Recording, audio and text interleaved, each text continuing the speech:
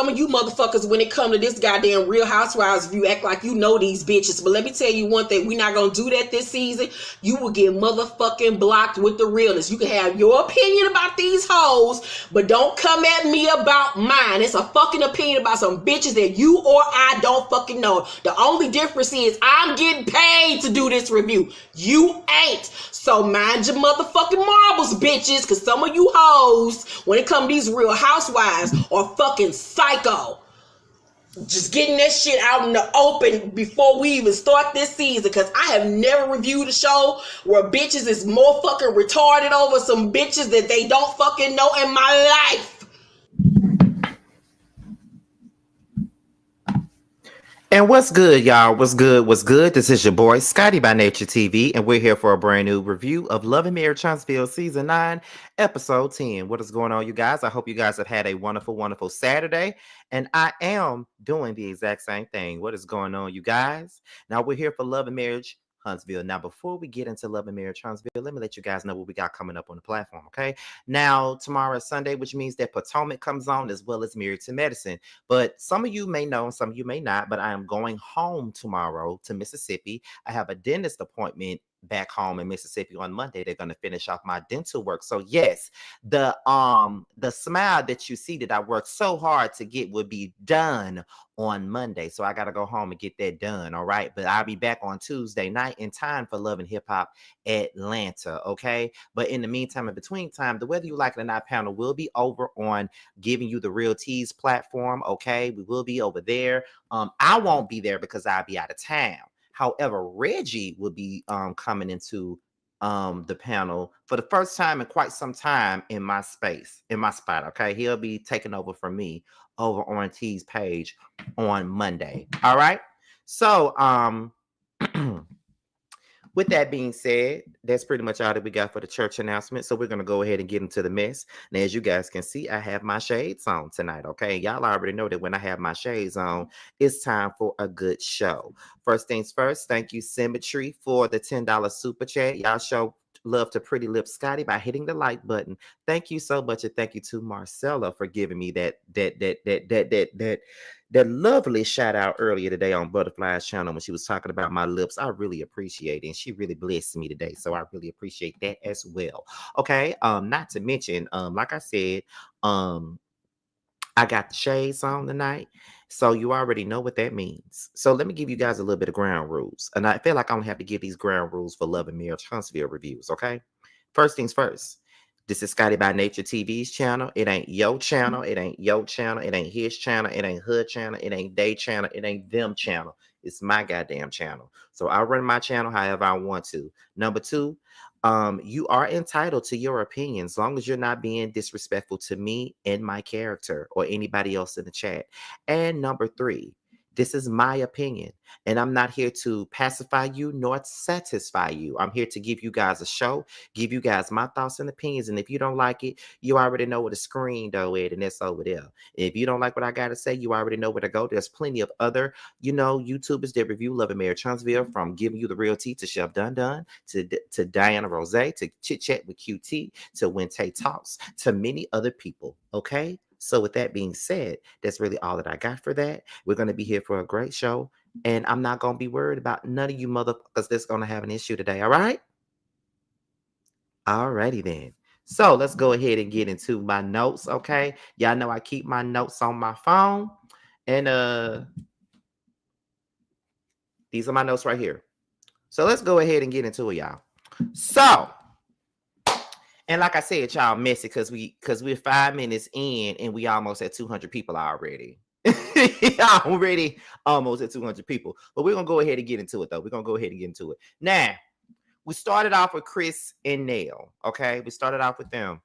Now, Nell is feeling some kind of way about hearing that Trish had said that Chris Fletcher was the brains behind the operation that involved Trish and Martel. Now, let me make something very, very clear in this moment. When I tell you guys, I'm so sick of this Trish and Martel story and whether or not they fucked or didn't fuck or did fuck or whatever. Like, I don't know about y'all, but I'm really tired of that shit. Like, I'm really tired of hearing about it. Like, they ain't gonna never be fully honest and completely honest about this whole situation. And I just feel like by Trish bringing that up, it's like, girl, do you have amnesia or something? Because any other time you don't remember shit, but then when you in another scene, then when you in another scene with somebody, your memory seem to come back, and then you know you remember this and you remember that. But why not bring that up from the very motherfucking beginning if that was really what it was? See, I'm sick of Lockjaw and her fairy tales. Like, I'm sick of it. Like, I'm sick of her being Anita Baker at this particular point. Okay? You know what I mean? I'm sick of her and her fairy tales. Like, she's sitting up here playing with all of us. Like, girl, 1 minute you don't remember, then the next minute you remember. Like I said, I'm sick of her and her fairy tale. I can remember stories, those things my mother said. She told me fairy tales before I went to bed. She spoke of a happy ending, then tucked me in real tight. She turned my nightlight on and kissed my face goodnight. I'm like, I'm sick of it. Like, I'm sick of it. I'm sick of it. I'm sick of her and her fairy tales. Like, I'm tired of her. Like, 1 minute she don't remember nothing. The next minute she don't remember nothing. You know what I mean? Like, it kills me. It kills me because after every scene when this shit comes up, I be feeling like this. My story ends as stories do. Reality steps into view.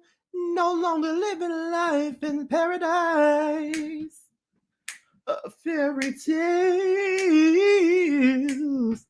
Hey, hey, hey, hey.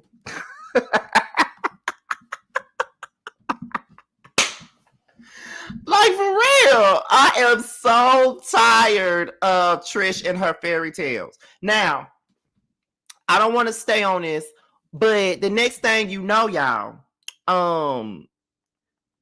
that's when Chris says that he never hooked Martel up with Trisha. That never happened. He called him and asked him about the women that be at the gym. He said there's always some good looking women at the gym. And then, you know, he described how Trish looked. He knew her last name, but didn't know her first name. And then there was like, so you didn't remember her last name. You only remember her last name, her first name. So if that was the case, how was he able to look her up? He was like, I don't know how he was able to look her up.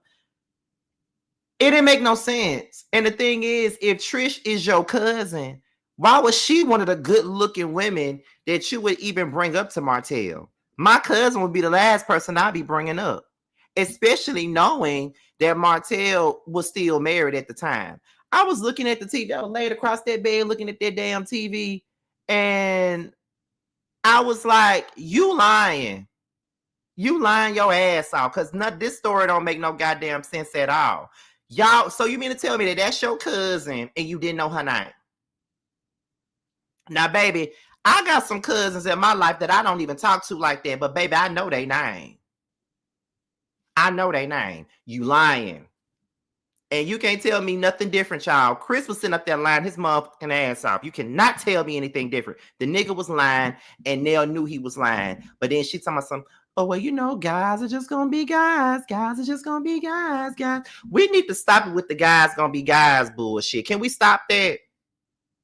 Can we please stop it with the guys going to be guys bullshit? Because guys ain't, no, all guys don't do that. Let's be clear.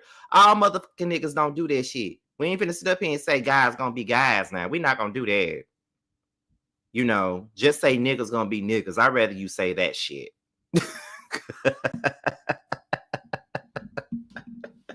I'd rather you say that. Cause Chris lying and Nell know that he lying. And I just feel like Nell don't give a fuck, you know, how they lying. Don't give a fuck about them lying because it was a while ago. But no, Chris talking about, well, she my cousin on my mama's side, my grandmama's side, blah, blah, blah. Now, you know, there may be a situation where you may find out that you got a cousin that's down the line or some shit like that. You might got a cousin like that or some shit. But at the same point in time, you know her last name, but you don't know her first name. Come on now. And if that's your cousin, why you ain't shot no scenes with her? And if that's your cousin, how come Nell didn't know that was your damn cousin. I would think that when you married to somebody or when you with somebody, you know the family members, at least some of them. I'm just saying, but maybe I'm asking or thinking about too much. I mean, I don't fucking know. I mean, I'm just saying. All I gotta say is when it came down to this story, and like I said, it involves Trisha. She's like, "You never came to save me. You let me stand alone out in the wilderness, alone in the cold. My story ends. That story's due. Reality steps into view. No longer living life in paradise. No fairy tales. Hey, hey, hey. Hey, I gotta listen to Nita Baker when I get out of here. That just gives me a reason to sing the song. But anyway, moving on to the next thing. Nell then expresses her feelings about Melody laughing in her face about mentoring her and stuff like that. And I felt like Nell was justified in her feelings. I do feel like Nell was justified in feeling the way that she felt about that whole situation, because Melody was kind of mean-spirited in that last conversation that they had. You know, when Melody came over there to when Nell came over to Melody's house and she said that and stuff like that, you know what I mean? It's just like, you was my mentor. Like doing all that damn passive-aggressive ass laughing. I just felt like that was kind of fucked up, man. And I don't care how nobody tries to make it seem or try to play it and water it down. It was fucked up, and y'all know that shit was fucked up because they came on this show, and I was under the impression that not only were they friends to Mel and Martel, but they were their mentors. They would go to them for relationship advice, marriage, whatever, because they went through some of the same things that they did, so they knew how to handle it and knew what to tell them and knew what to say. And you know what I mean? There was people on Twitter saying you couldn't be her mentor. You was trying to get her to stay with her disrespectful ass husband. And my thing is this: maybe at that time, Melody wanted to make it work with her disrespectful ass husband. And if that's what she wanted, then of course Nell was going to tell her the things to do to try to fix her marriage, because that's what Mel wanted to do. She wanted to fix her marriage. She stayed in the relationship even after she found out that Martel cheated. She stayed. So obviously she wanted to fix her marriage, and no one is blaming her for that. I mean, I'm not judging no motherfucker for wanting to fix their marriage and wanting to stay, regardless of anything. You know what I mean? But at the same point in time, don't try to say she tried to make her stay with her husband, so that makes her not a mentor. That does make her a mentor. That's how she brought her on this show as her fucking mentor. That's the problem that I got with that. Y'all need to stop making the line move for certain people. Like, I don't like that shit, you know? And at the end of the day, that was very mean girlish of her to laugh up in Nell's face. And I feel like when it comes down to Nell, I feel like this. I was watching T's live, and y'all know that that's my bestie, but you know we don't always agree on stuff. I know that episode was weeks ago, probably the premiere of the mid-season premiere, maybe. I don't know. It's probably the first episode when they came back. And I feel like this. The reason why I have some kind of sympathy for Nell is because I'm kind of the same way. When a friend kind of hurts my feelings or I feel some type of way about stuff, I kind of hold back a lot, especially when I care about the friendship. And I sit on it, I'll wait on it, and then I marinate on it. And when I'm ready to come out and talk about it, then I will talk about it. You feel what I'm saying? I don't need to talk to you right away, because then we ain't gonna come back from what I'm gonna say to your ass, because I'm gonna hurt your motherfucking feelings. Once I get done cussing you the fuck out and having you feeling low, I'd rather sit back, cool off first, no matter how long it takes me, and then I will talk to you about it. I need time to process, because I will spaz the fuck out and go from 0 to 100. If you an Aquarius, you already know how that go. I got to sit back and breathe first before I say anything to you. Because I'm liable to say whatever the fuck I want to when I feel like you done hurt my motherfucking feelings. And that's just the goddamn truth. So I wasn't necessarily mad about that. Now, I'm going to need Fanel to stop saying, well, I was taking care of my dying mom or whatever, and I would have my sister come over to the house and try to sit with my mom until I came back because my friend needed me and I was there for my friend and I was here for my friend and things like that. But my thing is this, that ain't her fault now. You chose to go over there and prioritize your relationship with Mel over your sick mama. Now, you chose to do that now. You might be feeling guilty about it because you chose to say, I was sitting up there, you know, trying to check in on her. And then my mama died and stuff like that. No, if my mama's sick like that, you think I'm finna prioritize you over my mama? Hell no. Ain't gonna motherfucking happen. Ain't gonna motherfucking happen. If you think that's gonna happen, it ain't gonna motherfucking happen. I'm not finna leave my mama for you. You know, go call the same mama that you said you got when I said something about me being a mentor. You go call her. Don't call me. And that's on period. So I'm not gonna let her get away with that now. I'm not gonna let her sit up here and say, I was taking care of my sick mom and I decided to go over there and I decided to be there for my friend and I decided to prioritize my relationship with Mel and to see about her other even while my mama was sick. Girl, your problem, your choice. That ain't got nothing to do with nobody else. So please go somewhere and sit your ass down with that. But I'm not mad with you for taking out the time to process your feelings. You know what I mean? I'm not mad with you about that. I'm just not. Now, we're going to move on to the next scene. And let me go ahead and give y'all the disclaimer for this one. Because I ain't going back and forth with y'all tonight. I ain't doing it tonight. So here you go. This way y'all finna probably get pissed off and I'm okay with that. Okay, I'm cool with that. Please stay mad and get mad. Okay, stay mad, get mad, have a great day, whatever, feel away. I don't give a damn. Okay, and that's it. So we're gonna go ahead and move on to the next scene. Now, Melody comes to Maurice's office because he wants to have a conversation with her about her talking about the DUI, about her speaking to other people about the situation. He just wanted to have a conversation with her. And I guess he wanted to have another conversation with her because the conversation that he did have, they had it in public with everybody else being there. He wanted to have a one-on-one conversation with her. Now, Melody says, Maurice called me over so we can have a chit chat. And to be honest, I'm really hoping that it's not discussing this DUI because I'm over discussing it. You over discussing it now? You over discussing it now? But you was discussing it episode after episode with anybody that would listen, but now you're over it? Why you over it now? You was enjoying getting the tea and talking about the tea with everybody else, but now it's like, I don't want to talk about it no more. Why not? You was enjoying yourself, girl.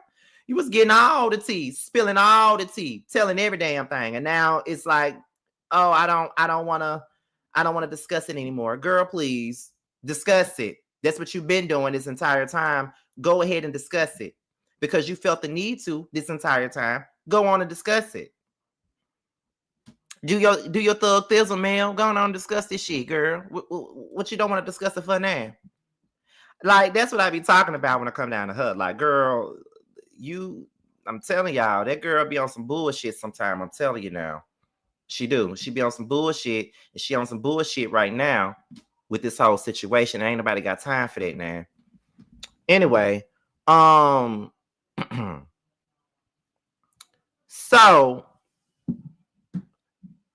Maurice confronts Mel about her talking to person about this situation, right? And he was like, I don't understand why you just couldn't come to me and talk about it. Like, why are you talking about it with this person, that person, this person, that person? Why are you discussing it with everybody else? And Melody just, like she been doing the last couple of episodes, playing in people's faces, acting like she don't understand why everybody is coming at her about something or whatever. And my thing with Mel is, like I said, it's up for discussion. You know what I'm saying? Yeah, it's up for discussion. Like everybody's tea gets discussed. But what I'm saying is, I don't really think that it's even about the fact that you discussed the DUI. I think the issue that Kimmy and Maurice is having is that the fact that you're pushing in on the whole red lipstick, insinuating that he was cheating on Kimmy. And I think that's where the problem lies with this whole little situation. And to be honest, it would be a problem for me as well. If you're, because you don't give a fuck, you know what I mean? And you don't care about what's going on with him and his DUI. You really don't give a shit. So my thing is, you know, why you sitting up here talking about it with everybody? You was up here gossiping about it with everybody. So why is it that when somebody comes to you one-on-one, you want to act as if you don't understand why they coming to you with it? Ridiculous. Maurice asks, is this your get back? And she was like, get back? And he was like, yeah, is this your get back for doing for you know, getting me back for something that you feel that I may have done to you? Then she was like, what have you done to me? He was like, I don't know. I could have done something to you and I don't know. And when he said that, I was like, clocked. Because that's exactly what this is. I was like, she's been clocked at this point. She's been clocked. You want to know why she's been clocked? Because of the situation at hand.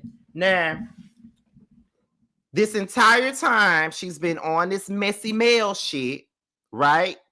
Everybody been going up for it. Everybody been saying, oh, she's only doing what they did to her. She's only doing the same thing that they did. She playing in their face like they played in hers. Yada, yada, yada, yada, yada. I love messy male. I love messy male. She only doing what they did to her. Is that not get back? So why are y'all mad when Maurice calls her out for the get back that y'all claim and laughed at about her getting? This is get back. She do feel some type of way about the side that they chose. She do feel some type of way. Although she sat in her green screen with that wet and wavy wig on, talking about she never told nobody to pick a side. But your stance is, if you fucking with Martel, you can't fuck with me. That is telling somebody to pick a side without saying it.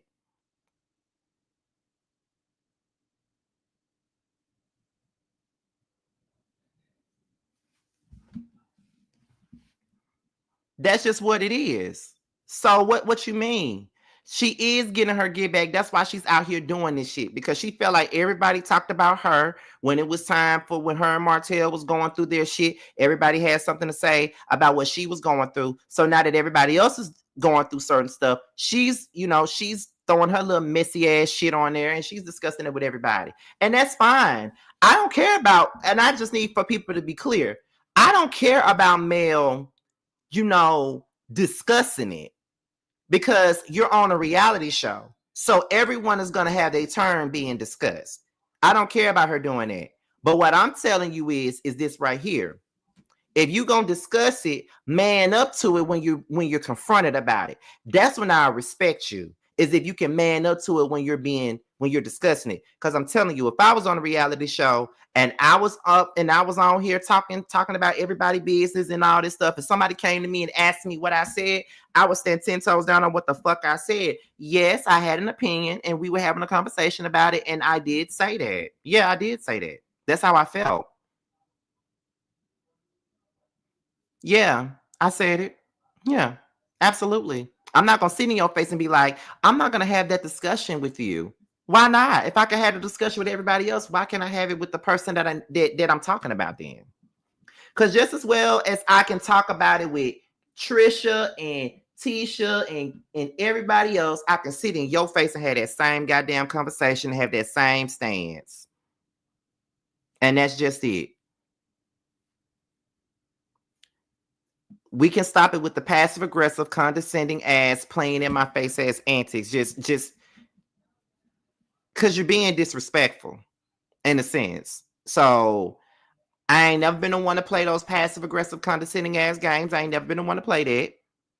I ain't never like that. I don't give a fuck who doing it. I'm gonna call this shit out every time. Maurice says that he wants Happy Mel back. And Mel said, How do you know I'm not happy? Then I felt like she got triggered once he said that. How do you know I'm not happy? How do you know that I'm not happy? You ain't even been around me like that in years for you to say that I'm not happy. How would you know that I'm not happy? Okay, that's correct. Maurice ain't been around you in many, many years like that to know. She said, we ain't even sat around like this and had no conversation, and God knows how long, which is also true. So let's go back to that.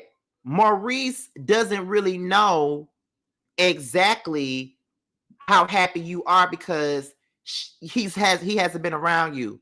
So if he ain't been around you for all this time and he don't know how happy you are, then how the fuck do you know if he's cheating on Kimmy or not? Or how the fuck do you know what he doing behind his wife's back? Since he ain't been around you, he ain't been around you just like he ain't been around just like you ain't been around him. Y'all ain't been around each other. So therefore, neither one of y'all can really speak on what the other person is doing in their personal life or how they're doing in their personal life, because neither one of you motherfuckers been around each other. So what are you talking about? Maurice can't say your ass ain't happy because he ain't been around you, just like you can't say his ass cheating on his wife or doing anything deceptive to his wife because you ain't been around. How the fuck would you know?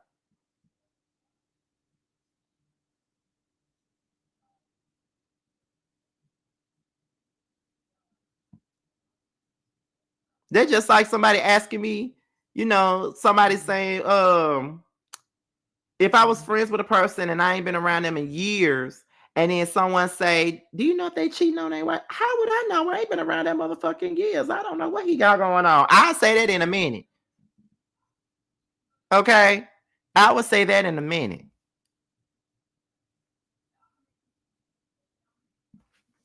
But again, it is what it is. So that was Mel's whole thing was he ain't been around her to know if she's unhappy or not.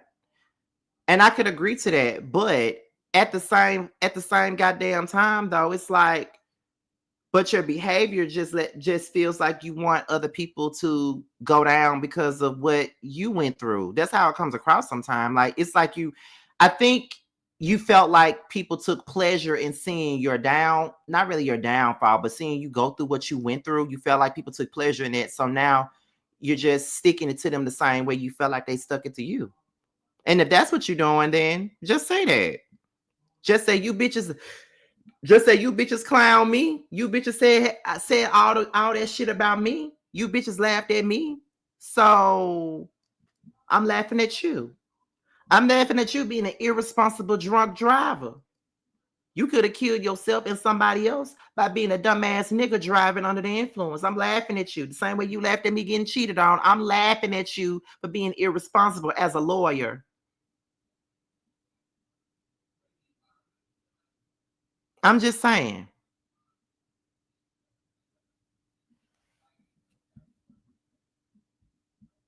Well, Kimmy and Maurice need to stop talking about everyone else's situation if they don't want theirs discussed. It's not about them not wanting it being discussed. Because I think that's where the lines get blurred, because I don't think anybody cares about the DUI being discussed. It's going to be discussed. I think the issue was the insinuation that came behind it. Everybody gonna be talked about. We already know this. If you're going on a reality show, you and your business is going to be talked about. So watch what the fuck you share. But a DUI is something that got to be talked about because it was public knowledge. Everybody knew that. So it is what it is. So Maurice apologizes to Mel about if she felt like if he did anything to her that made her feel some kind of way, he apologized. And then she turned around and give a fake ass apology too. I don't think neither one of these apologies were genuine in the least bit. I don't think one of them was genuine at all. They can miss me with it. Neither one of these apologies right here was genuine in the least bit. Y'all don't mean nothing y'all saying. So moving on. Let's see. The next thing. This scene right here, I didn't care about, but we're going to talk about it. This scene with Chris Marceau and Marquez. They sit down with Marquez. Marquez is looking to them for some advice or whatever. I think that Marquez is a weak ass nigga, and I don't think he has a backbone. He's a jellyfish ass nigga. He ain't got no backbone at all. And I just don't feel like he's stable in a sense, because he always looking like he tweaking all the time. And I'm just not here for it. And I just don't feel like he is I just don't feel like he takes any accountability for anything that he does. And I know that people don't like Trish and people really don't like Ken either. But I personally think that Marquez is the real trash in this situation, because any man that don't do for his kids is trash to me. And I'm not finna get mad at Ken for taking the responsibility and doing it. I'm just not gonna do that. But I just think that he's whack as fuck, honestly. He wants people to feel bad for him and shit like that. And I just don't feel bad for him. I just don't. Let me see. They start discussing the issues that he got with Trish. I just feel like Marquez either need to talk to Trish about these issues, or he needs to go to motherfucking therapy to resolve said issues about the whole situation. Like, that's how I feel about it. That's how I feel about it. In the midst of them talking about it, he says that he wants to take Mel out. And I'm like, what the fuck make you think that Mel want to go out with you? Why would she want to go out with a deadbeat ass nigga? If that's the case, she may as well stay with Martel. An unhinged, deadbeat ass nigga. Why would she want to go out with him?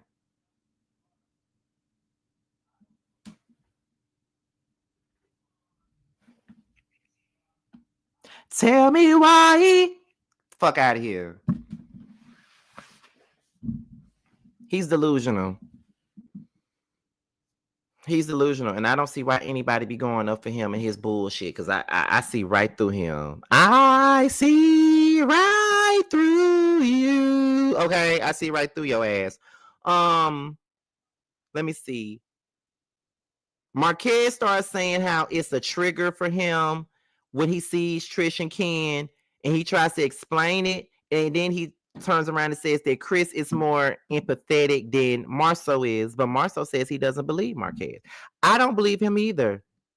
And I really feel like Marceau was the MVP this whole episode, because he was fucking hilarious. Okay, Marceau was hilarious this whole episode. Like, he really had me laughing all episode. So then we get into Mimosas with Melody. This is a whole production, because having them folks that was there didn't have no business being there. I can see Chris and Nell being there. Kimmy and Maurice, why y'all there? Ken and Trisha, why y'all there? Marquez, why the fuck is you there? Even Sonny, why the fuck is you there? Like, this was all production. And I just felt like she said, let's just invite some of these folks because I want this scene to make the show. I mean, that's what that was given, because no, this shit wasn't real. None of them people would have been there. She don't fuck with none of them people. This is what I be saying, but I'm gonna save that till I get to the end of this review, dog. I'm gonna say this, and then once I say it, I'm probably never gonna say it again, because in 2025, I don't want to repeat myself. I have a habit of doing that, and I don't want to keep doing that in 2025. But like I said, we're gonna get into that once I get to the end of the episode. Let me see. So Ken and Trish says that Marquez isn't making an effort. That's after Marquez come over to the table and speaks to everybody and stuff like that. And Maurice asked Marquez, have they fixed their situation? But Ken and Trish says that he hasn't made any effort.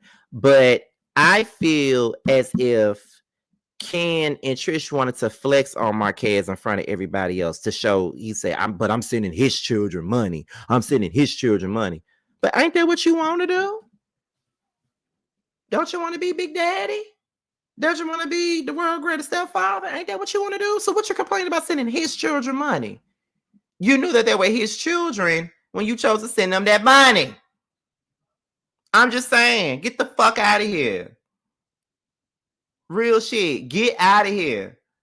You already know what it's giving. You know. Nigga. You know. So what the fuck is you talking about? You know, like you had to wait till you got to the event to send them kids money. Like y'all couldn't send them no money before you left the house. Like, get the fuck out of my face. Anyway, I can't. Marquez caused himself trying to put the moves on Mel. Cringe. He asked to rub her feet and shit. You don't know how to flirt worth a damn, my nigga. Like, you don't know how to flirt. You don't know how to flirt. I'm gonna have to teach you how. I'm gonna have to teach you how to get what you want because you don't know what you're doing. That said, a gay nigga got to show you what to do. The fuck. Anyway, let me see. So then they ask about Moses, and Sonny says that Moses is incarcerated, basically. So this is around the time we all found out about Moses being incarcerated and shit like that. And everybody is acting like they so sad and, oh, I really hate that. Oh my God, I really hate that. After that, Chris and Neil invited the group to their vow renewal ceremony and things of that nature. So then, here we go.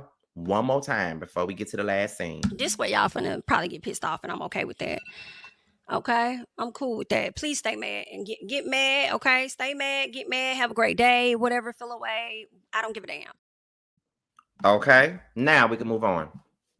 So Miss Nell is shopping for dresses for her vow renewal ceremony and things like that. She got Kayla and Kiki, I think that's her name, with her.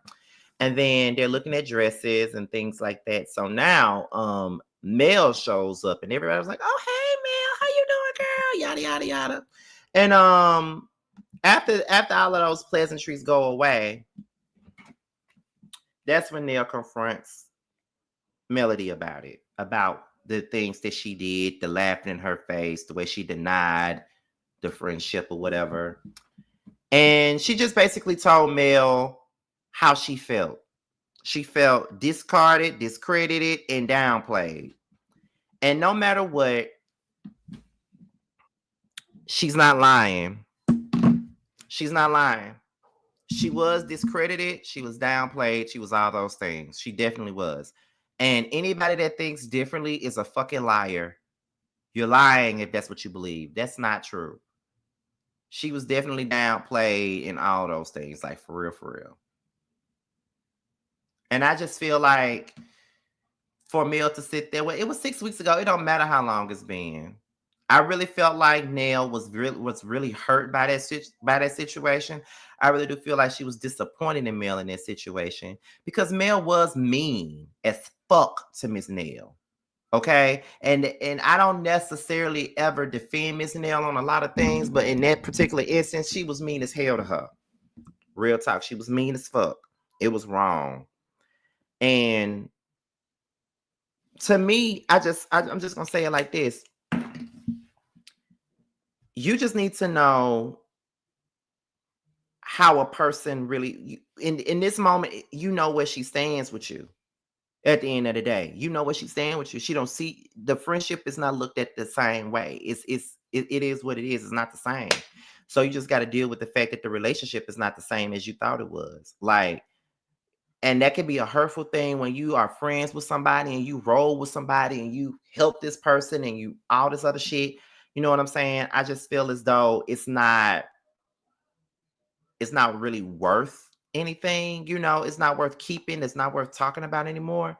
You may need to look at that situation and see it from another standpoint and be like, well, maybe this is not the friendship that I want. I don't necessarily have to stop talking to them, but I might need to turn off the things that I normally do for this person. Because sometimes you got to do that. I'm in the process of doing that shit right now.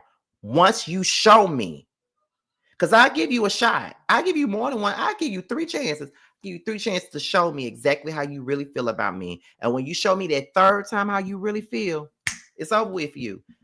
I might not be, I might not let you go completely, but the way I move with you is definitely going to change. The things I used to do for you, it ain't going to be the same way. It's going to be like this. If I don't pick up the phone like I used to for you. Don't you take it personal if I don't do all the things that I used to do.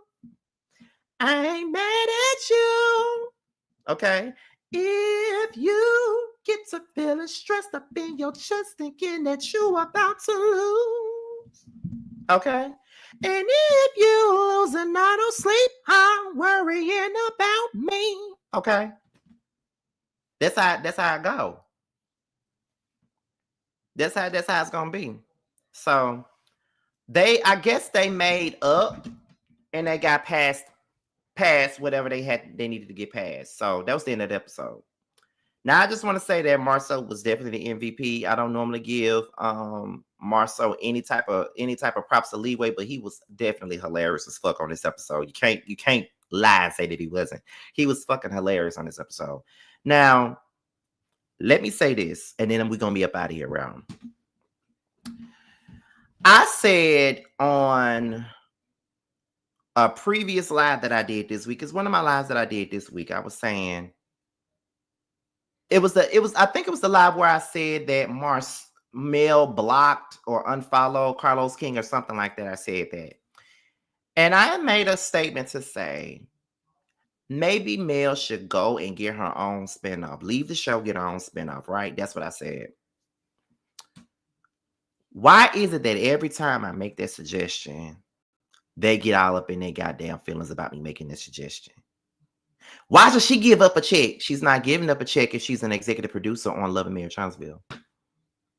She can still get producer credit and still get paid for being a producer.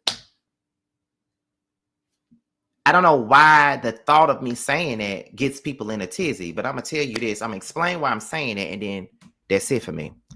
Why I say that is because she don't like these people. It's obvious. It's forced. The interactions are forced. Everything is fake. It's not going to work out. It's hard to watch because we know it's not genuine. These connections and shit is not genuine to anybody. So it's not working. Then the fans feel it's a toxic work environment. Carlos King is mistreating her. The cast is ganging up on her. Why? If the show is so toxic, if the executive producer or the boss is doing her so bad, mistreating her so much, why would you want her to stay on the show? I don't understand that logic. Why would you want her to stay on the show that's causing her so much stress when she could go and get her own spinoff, film with her mama, film with friends or her brother, her cousins, anybody? Because when you go and get a spinoff show, the thing that make your spinoff work is your supporting characters. If they're entertaining, you got a show. You feel what I'm saying? So y'all always say she created the show, but she has no control over it. She don't hire or fire nobody. So why is it that she needs to stay here if everybody's ganging up on her, if everybody mistreating her, if it's not good for her, or it's negative? Why do y'all want her to hold on to this show if that's the case? And I ain't saying anybody wants to see it, babe Marley. I'm just saying if this show is not good for her, if she don't like none of these people on here and they're not up to her speed or up to her level, then why not leave the show? Get your own show.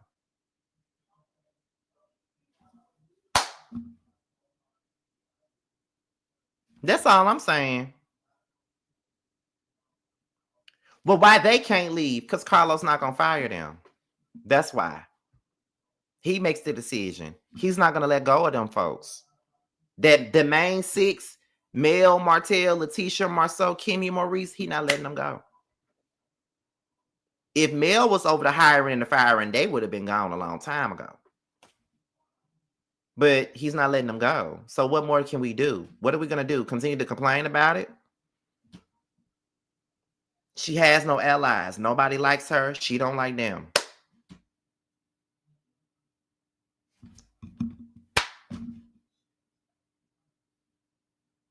When you know a place is too toxic, you got to go. So, those were my two what is it? 2 dimes and a nickel.